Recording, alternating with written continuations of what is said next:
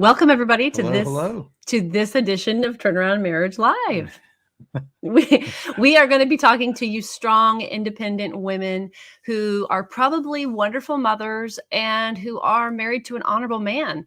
But maybe you are making some of these sneaky mistakes that we have seen couples make, especially women make in their marriages. And so we want to encourage you and strengthen you in your Christian marriage. Absolutely. And we're so glad you're here with us today. And we just want to point out, if you are not connected with us on YouTube and or Facebook, make sure you do that. On YouTube, make sure you like and subscribe to our video today. And as well on Facebook, make sure you find us on our coaching page, Turnaround Marriage. You can find us that. If you search Turnaround Marriage, you'll find that. You also can find our private group by searching Turnaround Marriage. We've got about 1,600 people in there, and we'd love for you to be part of that community where we provide encouragement and support, and love to have you there. But we're so glad you're with us today. Yes. So welcome everybody. So we're going to be talking about the 5 things you must stop doing immediately in your Christian marriage, especially if you are like I said, a strong, independent woman. You might most likely are a mother. Maybe you don't have any children, but we have that mothering instinct. And so we want to talk about some of the mistakes that we see women make in their marriage. And so let's go with the first one. Are you ready? We're ready. Okay. Number 1 is you must stop being defensive. Ladies. What do you mean? No, I didn't. Ladies, this is something that is so easy for us to do. And I'm not saying the gentlemen out there don't do it as well, but for us ladies, we're going to just be speaking to you today. It is so easy for us to be defensive. If our husbands, who are honorable people, they might be brave enough to speak up and share their heart with you and let you know something that's been bothering them that you're doing, something that's, getting under their skin a little bit. And if they're brave enough to share that, sometimes our immediate response is to just be defensive and say, well, I only do that because you do this. I only do it sometimes. Or you made me do it. Yeah, exactly. Right. And so I'm going to encourage you to not immediately dismiss it, because even if they've been driving you nuts and that's the reason that you've been nagging, that's the reason you've been, cajoling them or whatever, if they are reaching out to you and sharing their heart with you, I'm going to encourage you not to be defensive. There is most likely an element of truth to what they are saying to you. And so I want to encourage you to just let your guard down and drop the defensiveness. Yeah, you're so right. And, instead of doing that, there's a much better way, much better path. And one of them is being curious. Like, instead of just assuming, and when we know each other, like, we can start assuming, like, I really understand where they're coming from, and they obviously mean the worst for me in this situation. Like, just not assume and get curious about where they're coming from, and just say, so honey, when you said that, I'm curious, did you mean this, or what, behind the scenes, what were you thinking? Like, getting curious is a much better way than just going into defensive mode. And it doesn't, that way you're not shoving back and putting them in a place where your husband is having to be defensive too.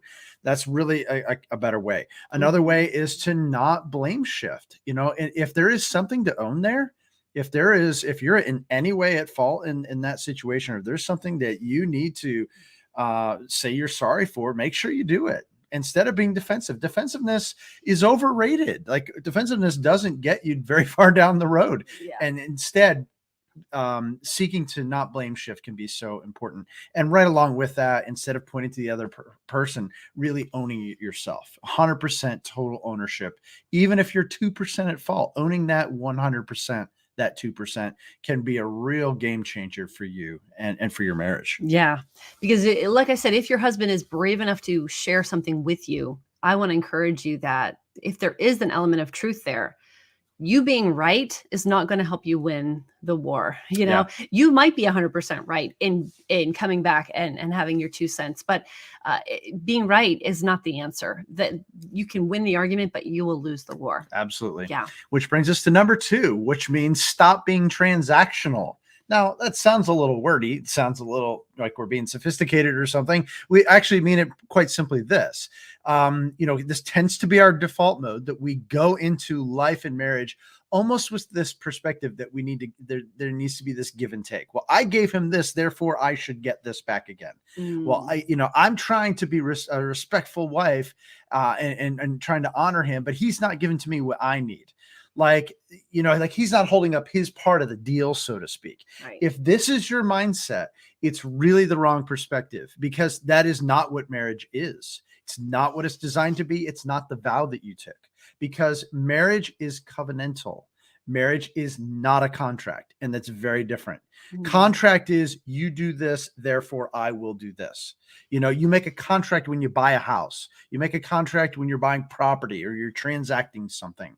That is not what marriage is. God never did defined it that way. And quite frankly, God doesn't approach us. Thank God, he doesn't approach us with a contract either. Yeah. He is a covenantal God who pursues us with his love.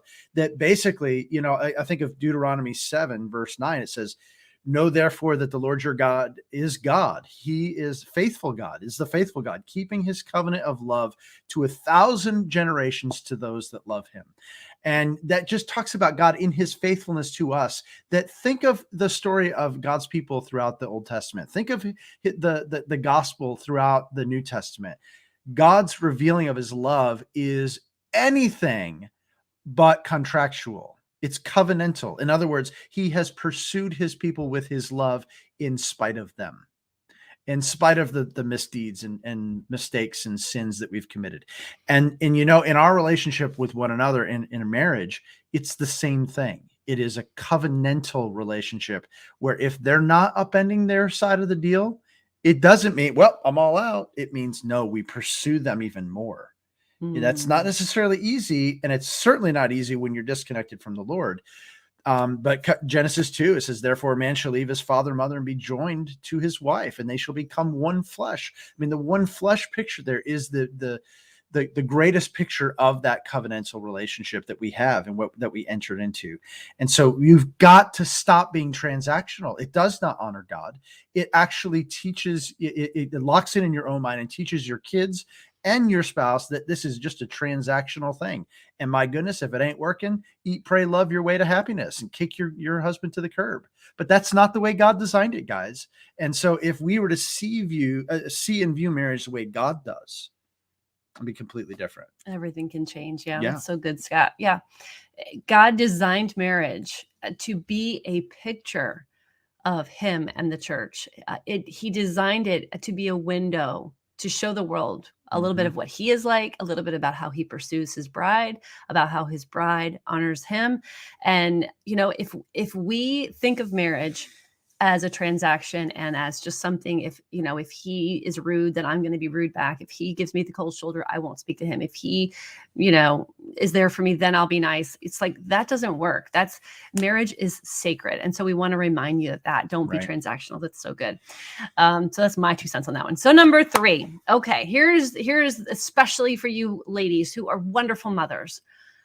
You probably take wonderful care of your children. I'm going to encourage you. This one. Number 3. You're saying this one. I'm saying it because I did it. Okay. Yeah. The 5 things to stop doing. We've done all of these. Okay. Now, number 3 is stop parenting your husband.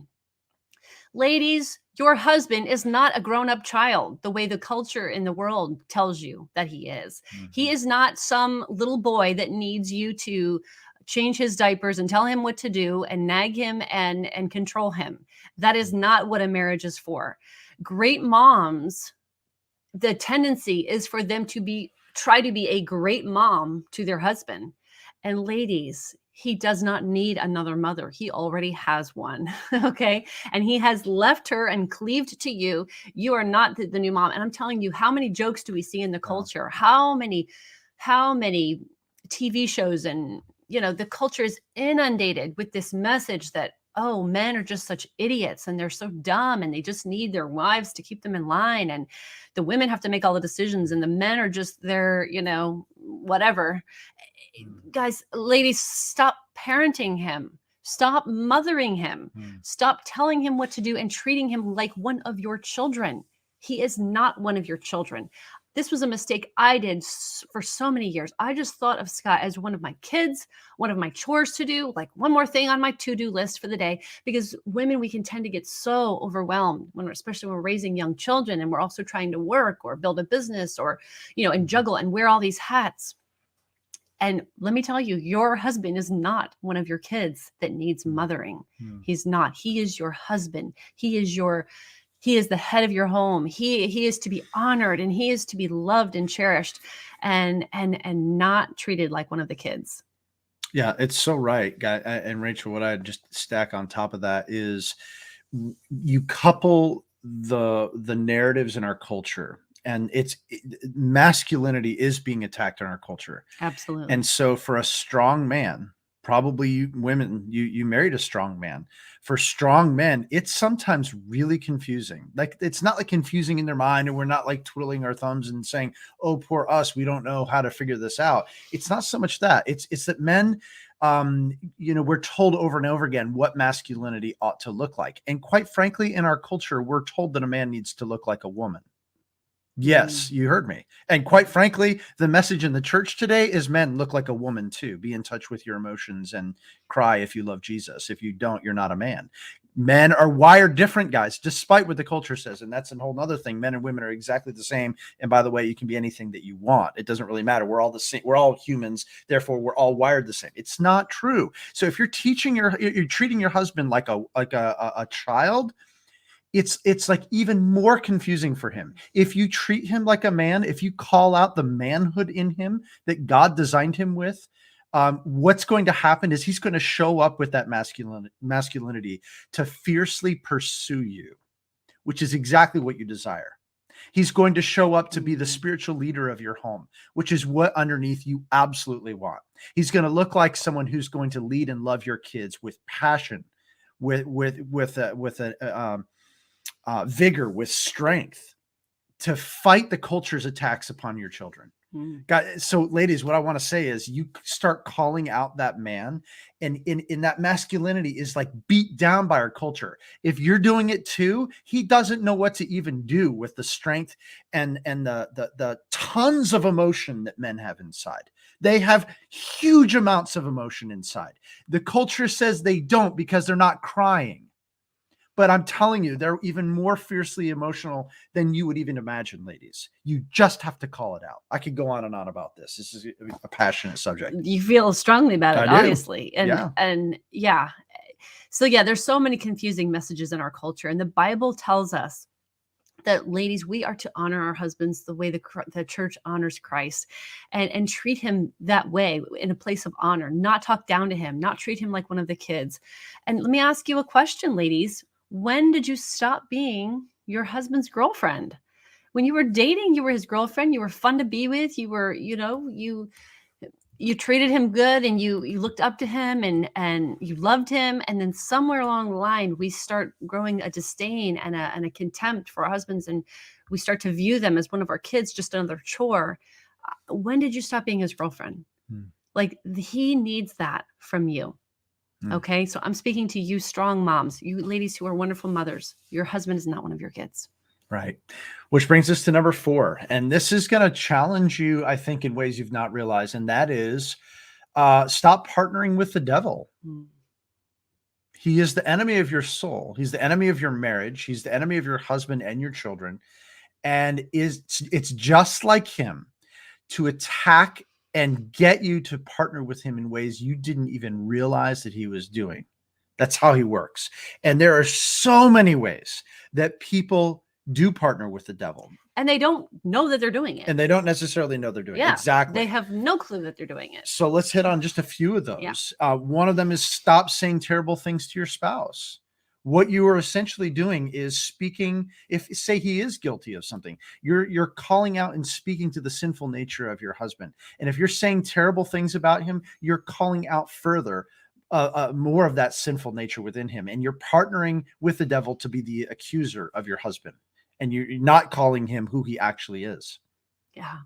Another way we do it, ladies, is we complain about our spouses to our girlfriends or our moms or our sisters, right? And we can just get in this self-pity mode and complain and speak terrible things about them behind their back. And it's actually gossip. It's not to say you don't need to be able to vent, and you don't need to be able to share your heart. And sometimes your husband is not in a place where he can receive it. Right. But if you are speaking terrible things about him behind his back and pulling him down, you are going to be actually destroying his reputation with the people that are closest to you. You've got to stop partnering with the devil in that way. Yeah, absolutely. And the next thing is, the next one is when you call out the sinful nature in the other person, and when you are, constantly pointing at him and reminding him of his sins. Well, you're such a cheater. Well, you're such a liar. Well, you're such a disappointment. And we are re-emphasizing the things that they might have or might not have done. Yeah. Basically, when you're calling it out, it is going to become a self-fulfilling prophecy. You're going to get more of the same. If you're calling him a liar, he'll believe he's a liar. He's a liar. He's a liar. He'll keep lying. Right. Right. Yeah. Which brings us to the next one, which is not applying the gospel to your marriage.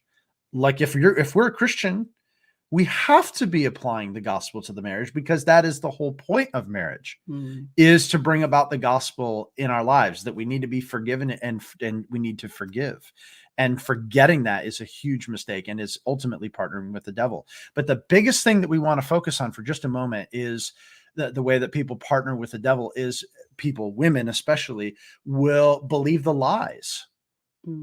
There's all kinds of lies that you could buy into, but let me give you a few examples, like believing that this marriage is destined to fail.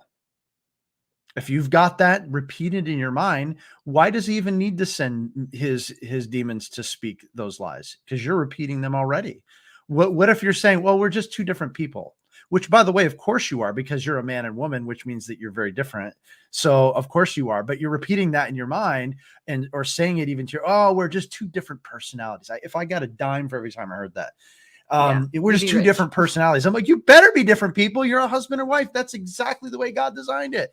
Another one would be like just listening to the lies of the world and believing them in your mind. One of the biggest things we see is, I wonder, is he my soulmate? Is my husband my soulmate? As if there's this magical guy out there that you're just needing to connect with, and only your souls ultimately know that, and you need to wander around until you find them, and it's probably not your husband. Ridiculousness. Not in connection with what God teaches about him sitting on his throne, who he is, that he has purposes in all things. It's simply not true. And we start playing with that, start believing that, and that's going to bring you down all kinds of rabbit trails of destruction. And of course, there's lies about yourself. I'm not lovable. I'm not worthy of love. Like if this is the thinking you have in yourself, how are you showing up in your marriage? I'm just a loser. I'm too fat. I'm too ugly. Like if this is what you're repeating, how are you going to show up in your marriage? Probably not somebody you want to be married to. And if you're saying, well, I'm just impatient, that's just who I am. I just can't help who I am. I can't do this anymore. All these things, guys, that are contrary to the way God designed you to think and show up for your marriage. If you're buying into those lies, ultimately you're partnering with the devil himself to war against yourself, to war against your husband, to war against your marriage, your family, your children, and ultimately the institution of marriage in our culture. It's dangerous, dangerous ground, and maybe you didn't even realize it. Stop partnering with the devil. So good, Scott. The fifth one is to stop coasting in your marriage. And if you think about a car that's driving down the road, the foot's on the gas, you're going, and then all of a sudden you just let off the gas and you just start to coast down, down, down. What is eventually going to happen? Eventually that car is going to come to a halt and you're not going to go anywhere. And so if you're coasting in your marriage, if you're just kind of getting by through the day and through the week and just making ends meet in terms of just connecting about the schedule and the kids and the whatever, and what's about, work and this and that, and you're not building your marriage, you're not actively pushing the gas to grow, then you're dying. I mean, you're either growing or dying in any area of your life, right? I mean, if you don't maintain your house, it'll eventually fall down. The foundation will crumble, the roof will cave. If you don't maintain your car, and we're not talking about just parking it and just keeping it out of the sun, you've got to do the work of maintaining it and also improving it so that it will get better and better. And the same is true for your marriage. Why do we spend tens of thousands of dollars renovating our houses and we do spend nothing on renovating our marriage, renovating our sex life, renovating our communication. Why do we spend no time getting away for the weekend or reading the next book or investing in a seminar or a course? And what happens is if you are coasting and coasting and coasting, eventually the two of you will coast separately and come to a halt. And it's then that people reach out to us almost when it's too late, when Right. things have gotten so threadbare. There's been hardly any communication or sex for a long time. Things that there's just been piled and piled up sins that have sort of been piling up. And if that's you guys, we want to encourage you to stop coasting. Let's put the foot back on the gas and start to go somewhere. Let's start to invest some time, some energy, some money in your marriage, in your relationship. Whatever you invest in is what is going to grow. That's and so so we want to true. encourage you to stop coasting. And right along with that I want to add, you're so right, Rach, is when a lot of times when couples are struggling, or even when they're not, they will begin to focus their energy, their time, their money on their kids. And oh my goodness, that they're like an endless pit of need, right? Yes. Like if you think the kids are expensive, wait till they become teenagers. Or if you have how many do we have now? We have three teenagers. Oh my goodness, they're expensive, right? So they're an endless vat that will suck you dry. But guys, we have to understand that God designed marriage and family so that the strength of the family would be the marriage. Genesis 3, God said, be fruitful and multiply, and that there would be the strength is that the vine is the marriage, and the kids are the fruit of the vine. Just like if you have a rose bush or an apple tree, if the fruit isn't looking right, the problem isn't the fruit. The problem is the tree or the vine. And that's what needs the most attention. So in other words, what your kids need most of all, it's counterintuitive, is not what they're clamoring for. What they need is for your marriage to be strong. What they need is for you guys to be having date night. What they need for you is for them to see you guys, even when it's getting hard, not giving up and treating each other right. And working on the marriage regardless. And when you understand that, and when you live that, you cannot coast. You cannot coast because you're not focused on the kids and everything else going on. You're focused on the most important relationship for everyone else right here. Mm-hmm. It's so good, Scott. It's so good. And the reason we know these 5 things is because we've done them all. Okay. And especially me as a good mom, I've done all of these. So we want to encourage you, if your marriage is in trouble, if you've been struggling, if you've been coasting for a while, if you've been defensive or parenting your husband or doing some of these things that we talked about today, and you're like realizing you've got to do something to turn this thing around, that's when we want to invite you to book a free breakthrough call. You can go to turnaroundmarriage.com/call and just book that call. This will be the best 45 minutes you spend investing in your marriage. Okay. And so if you're looking for help, reach out. Don't keep going down the spiral of going to nothingness. Okay. And don't keep doing what you've been doing. The definition of insanity is to keep doing what you've been doing and expect a different result. If you're not getting the results you want, I want to encourage you, book that free call. Yeah. And let me just stack on top of that, Rach. If you were to implement even one of these 5 things, it's going to be a game changer for you. It absolutely will. But for some of you, it's like maybe like some of those lies have really been locked in for a long time. Maybe those lies even about yourself. That's the beauty of what we do, is that we focus on the individual as well as the marriage at the same time, so that you can show up correctly, properly within the context of your marriage. And if that's really deeply seated stuff, you often will need someone who's outside of the situation to help you, to hold you accountable, to speak the truth, and to help you to shift the way that you're thinking. And so if you're out there and you're realizing, this sounds great, you guys are spot on, this is absolutely biblical, but I don't know how to get there, that's exactly what we do. So make sure you book that call at turnaroundmarriage.com/call. And until next time, we shall see you guys soon. God bless. Until then, stop it. Just stop it. Take care.